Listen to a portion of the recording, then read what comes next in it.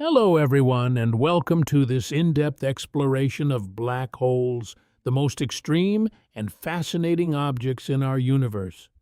Today, we're diving deep into the groundbreaking research of one of the greatest physicists of all time, Stephen Hawking.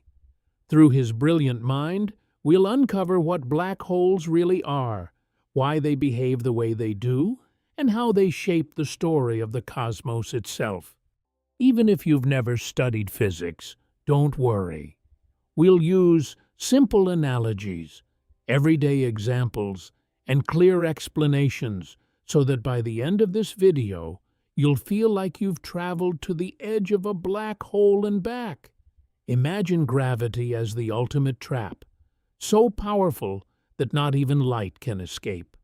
That's exactly what a black hole is.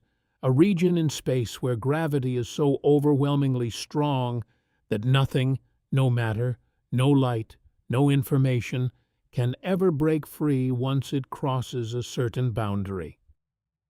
Stephen Hawking spent decades unraveling these cosmic monsters. Born in 1942 in England, he was diagnosed with motor neuron disease at just 21. Yet he transformed our understanding of the universe from a wheelchair. His work wasn't just theoretical.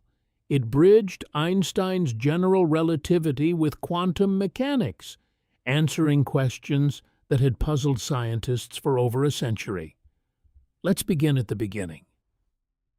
What exactly is a black hole? Picture this.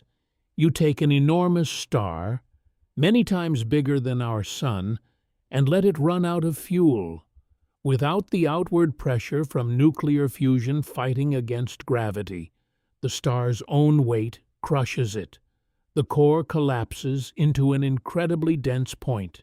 The gravity becomes so intense that it warps the fabric of space and time around it, like a heavy bowling ball sinking into a stretched rubber sheet.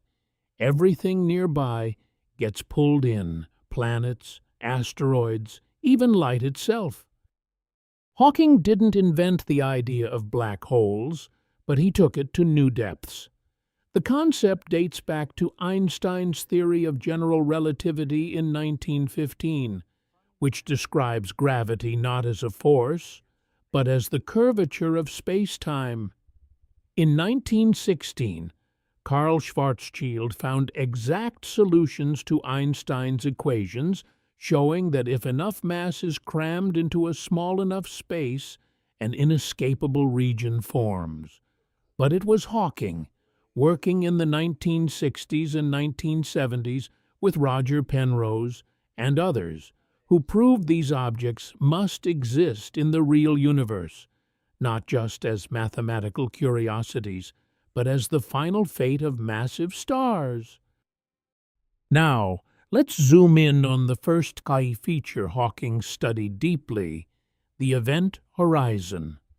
This is the invisible boundary surrounding a black hole, the point of no return.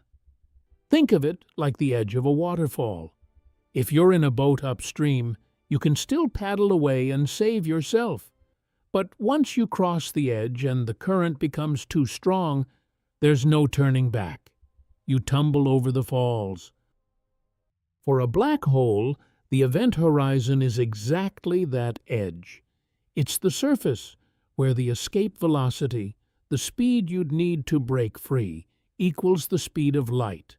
Nothing can go faster than light, so once anything crosses this horizon, it's trapped forever. Hawking showed that the size of this horizon depends only on the black hole's mass. For a black hole with the mass of our Sun, the event horizon would be just a few kilometers across, tiny on cosmic scales, but incredibly powerful. Imagine you're an astronaut falling toward a black hole. From far away, your friends watching you would see you slow down dramatically as you approach the horizon. Time itself stretches because of the intense gravity, an effect called gravitational time dilation. To them, you'd appear to freeze right at the edge. never quite crossing. But from your perspective inside the spaceship, you'd sail right through without noticing anything special at first. The horizon isn't a physical wall, it's just a boundary in space-time. Hawking's calculations prove this horizon has a remarkable property. Its surface area never decreases. This is his famous area theorem, discovered in 1971. And just like entropy and thermodynamics, the measure of disorder, the area of a black hole's event horizon only grows or stays the same when matter falls in or when black holes merge. This was a huge clue that black holes behave like thermodynamic objects with temperature and entropy. But wait, if nothing can escape, how could Hawking later show that black holes actually do emit something? We'll get to that revolutionary idea soon. For now, remember, the event horizon is the cosmic point of no return, and Hawking proved it's not just a theoretical line, but a real dynamic feature that governs the fate of everything nearby. Deeper inside, past the event horizon, lies the singularity, the heart of the black hole. This is where Hawking's research became truly mind-bending. A singularity is a point where gravity becomes infinite, density becomes infinite, and our current laws of physics simply break down. It's like trying to divide by zero in math. The equations explode with infinities. Hawking, together with Roger Penrose, developed the singularity theorems in the late 1960s. These theorems use general relativity to show that under very general conditions, if gravity is always attractive and the universe contains enough matter, then singularities must form, not just in black holes, but also at the very beginning of the universe in the Big Bang. Picture space-time like a smooth rubber sheet. As you approach the singularity, the sheet gets pinched tighter and tighter until it rips. Time and space lose all meaning. Hawking explained this in simple terms in his book, A Brief History of Time. At the singularity, the laws of physics as we know them cease to apply. You can't predict what happens after a singularity, because there is no after in the usual sense. For a non-rotating black hole, called a Schwarzschild black hole, the singularity is a single point at the center. For rotating ones, Kerr black holes, it's a ring. But in both cases, once you're inside the event horizon, every path leads inevitably to the singularity. Hawking's work showed these singularities are not rare oddities. They're inevitable in the collapse of massive stars, and perhaps even in the structure of space-time itself. This was revolutionary because it forced physicists to confront the limits of Einstein's theory. General relativity predicts its own breakdown at the singularity, which is why Hawking later spent years trying to combine it with quantum mechanics. Here's where Hawking's genius truly shone. He realized that quantum effects near the event horizon could make black holes behave in unexpected ways. In 1974, he published one of the most famous papers in physics history, revealing Hawking radiation. Here's the simple analogy everyone loves. Empty space isn't really empty. Thanks to quantum mechanics, pairs of particles and antiparticles are constantly popping into existence and annihilating each other everywhere, even in the vacuum. Near the event horizon, however, something wild happens. If one particle falls into the black hole and the other escapes, the escaping particle becomes real radiation. To an outside observer, the black hole appears to glow and slowly lose mass. Hawking proved that black holes have a temperature inversely proportional to their mass.